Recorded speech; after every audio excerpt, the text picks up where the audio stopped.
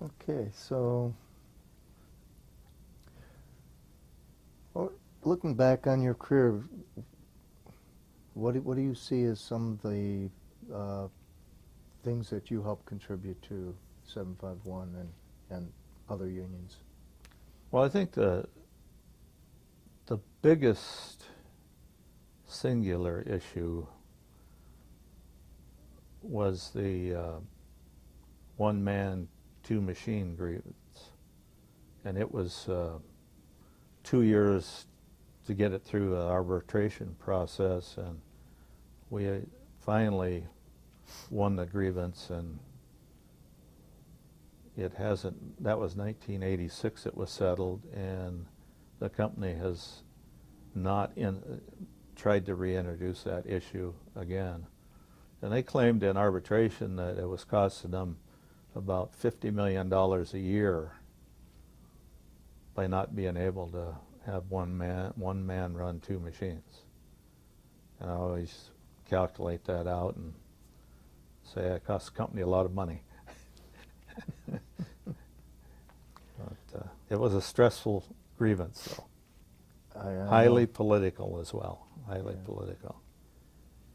So they wanted one person to be able to run two machines at the same time. Yes.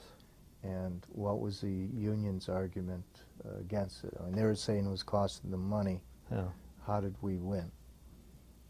Well, in the 60s, they had, it was an issue on the negotiating table, and the company agreed not to pursue that. They would not perform the operation of two machines by one person.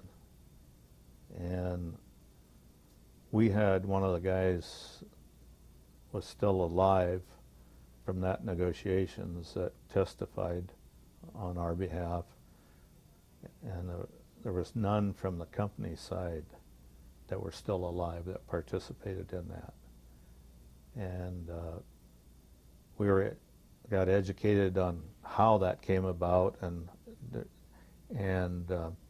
it was in the job classification guides. There was an S, one letter, S, that was the deciding factor, the interpretation of what this S added on to the word meant. And we wanted on that. It was ironic that I had been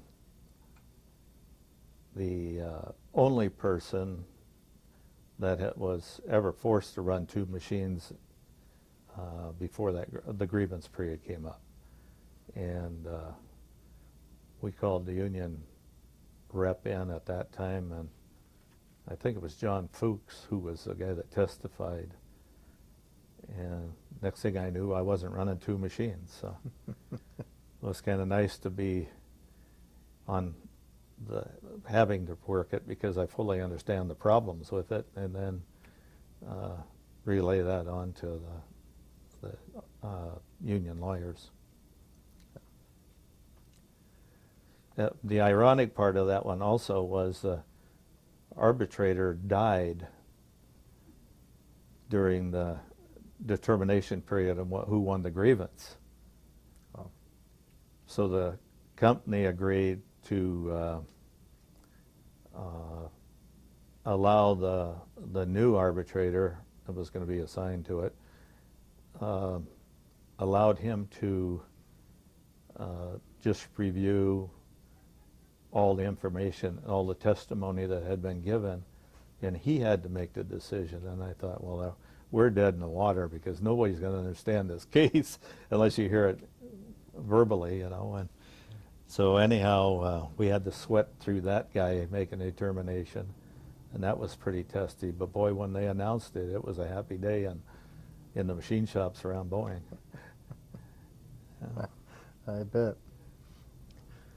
So what are some of the other things you feel that the union has accomplished over the years? Oh, I think the biggest improvement was in the wages. Like I said, the wages were low when I hired in.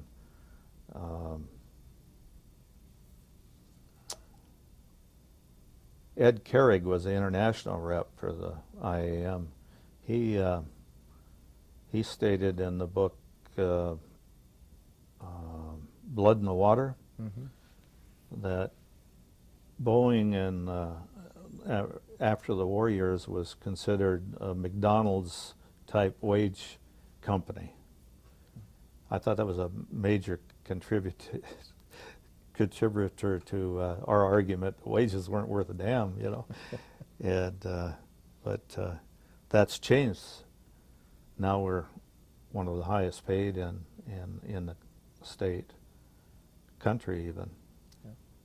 But we have a very good economic package, and you know, you can hardly beat it.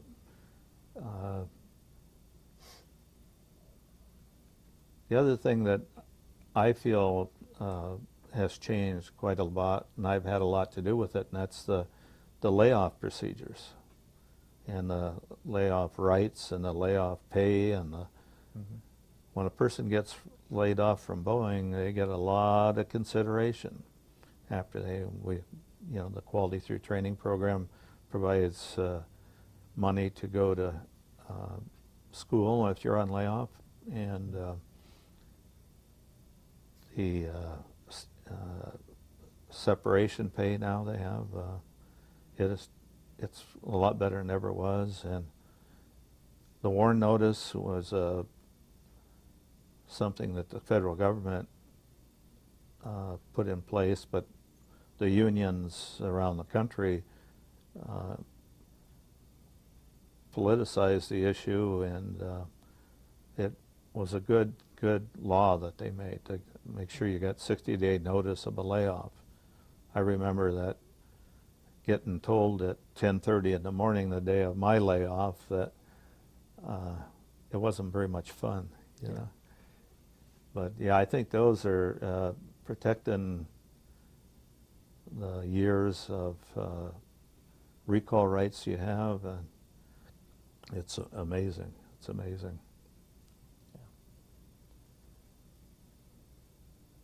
So I know from other business reps and union staff that you're always busy. How did you balance that with the rest of your life?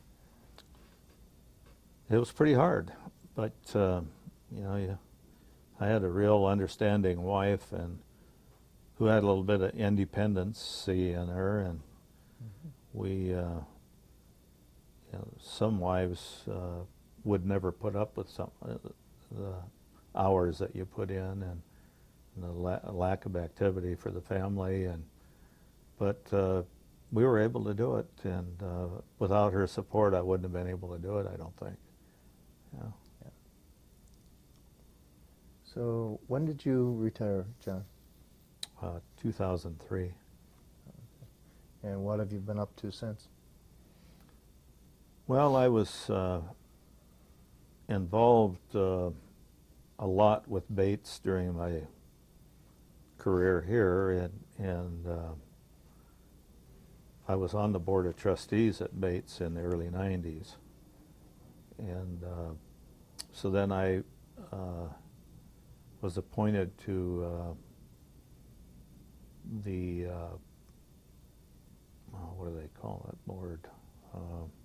It was a nice advisory board for the president of the college, and there had to be a certain number of labor guys on the board, and so I got on that board, and then internally they had advisory committees for each training section they have, and there was like 69 of them, and they had these advisory committees made up of anywhere from 8 to 20 members of each one of those advisory committees, and I joined the machine shop advisory committee there, and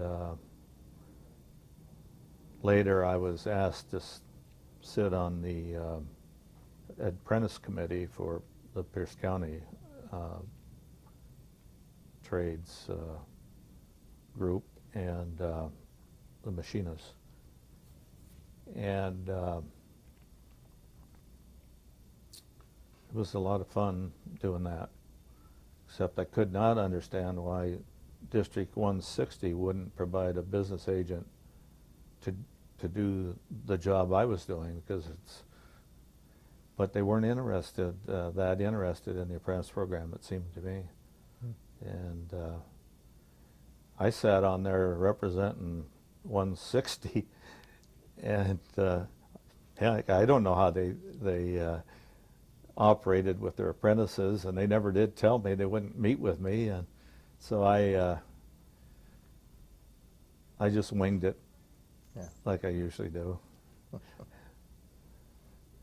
But then I went on. I became the chair of the advisory board, and it was a lot of fun. And I was involved in the Democratic Party a lot. And about 5 years ago, my wife became ill, and they gave her a couple of years to live, and she's still alive, thank goodness. But I just decided to get out of everything as much as I could, and so I resigned, and been taking care of the family ever since.